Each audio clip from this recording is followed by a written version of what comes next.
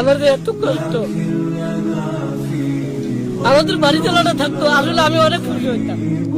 অনেক হাসাহাসি করে আমাকে অনেক ঠান্ডা করে, আড়ালে আমার পানি পর্যন্ত ধরে, আমার বাড়ি চালা বন্ধ নাই।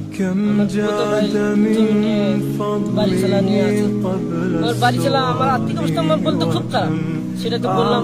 বাড়ি চালা বন্ধ নাই, ঘর আছে, এই ঘর ধরে ভেঙে যায়, আমি একটা ঘর দেবো, সেটা আসলে স্যার আমার অসম্ভব। এটা আল্লাহ পাকের ইচ্ছায় আমি অনেক টেনশনে থাকি, এই জন্য এগুলা যন্ত্রপাতি আমি কিনছি। কিনা মনে কষ্ট, মনে আবেগ থেকে কষ্টগুলো আনন্দ দেওয়ার জন্য, চোখ দিয়ে যেন পানি না ধরে আড়ালে, আসলে আড়ালে আমার পানি পর্যন্ত ধরে। এই কারণে আমি ভিডিওগুলো বানাই। বাংলাদেশে যত চর অঞ্চল আছে, অসহায় লোক আছে, সবাইকে দেখতে হবে। আমি চাই না আপনারা আমাকে দেখেন। মানুষ খুশি থাকলে আমিও খুশি থাকবো, এটাই আমার আদেশ, এটাই আমার কথা। আসলে আমি কথা গুছিয়ে বলতে পারি না, ছোটবেলার থেকে আমি এরকম।